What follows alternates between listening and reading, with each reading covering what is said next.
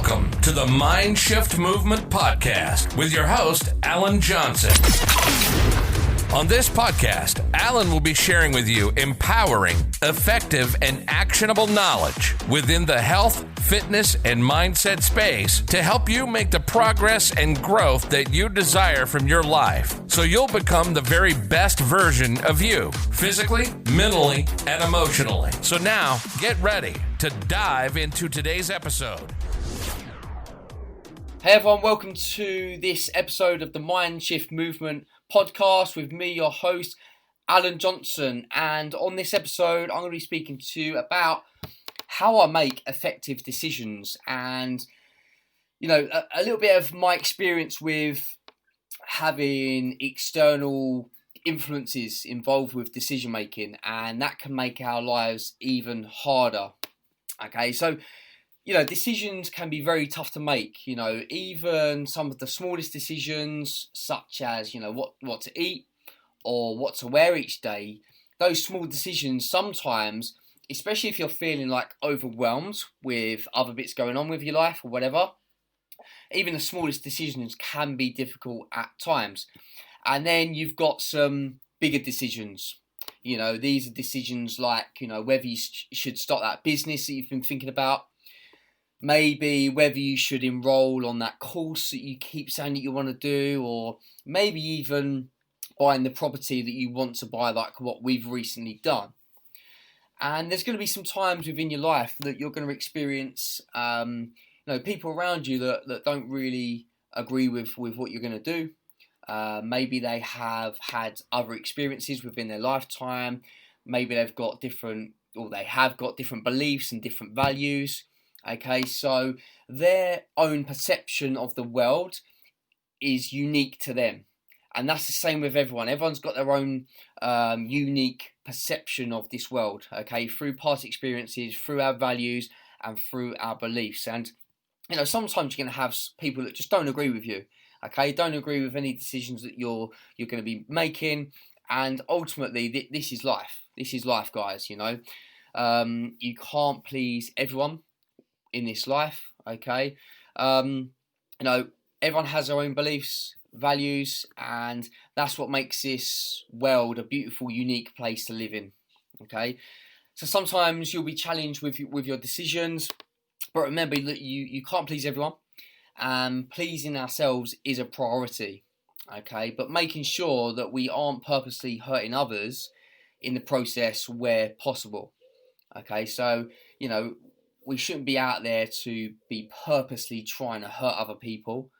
That doesn't really sit well with me, but I do feel that you have to make your decisions based on what's going to serve you the best, because ultimately you've got to live with yourself. You've got to live with your own decisions, right?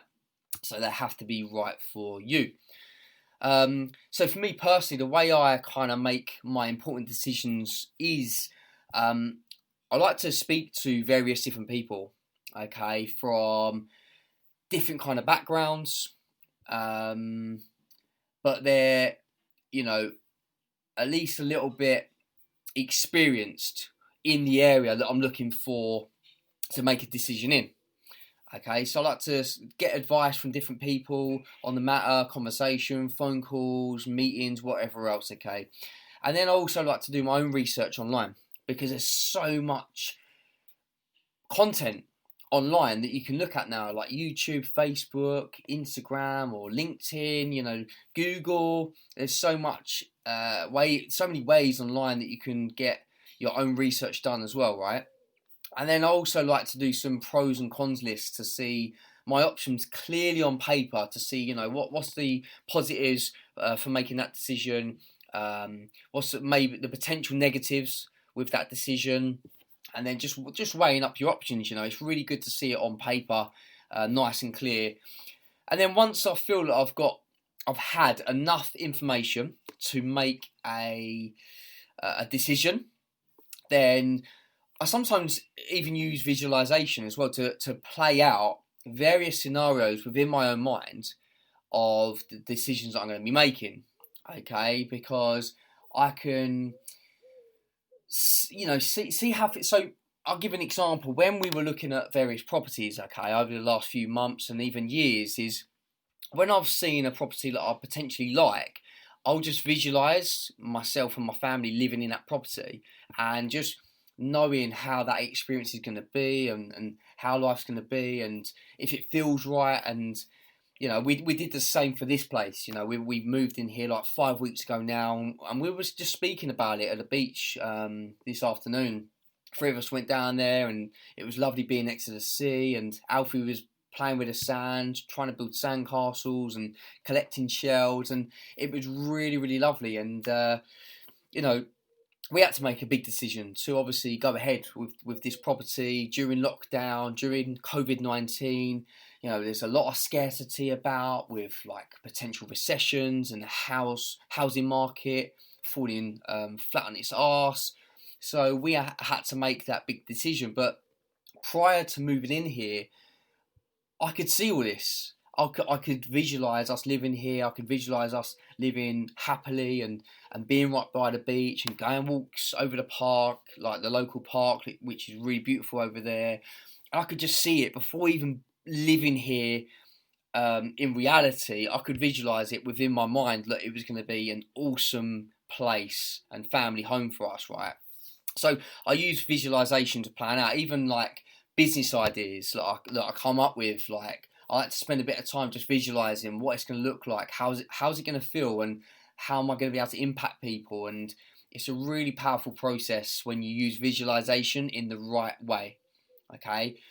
And I say the right way because a lot of us can use visualization to visualize everything going wrong in our lives, right? And that's not a healthy way to kind of be, right?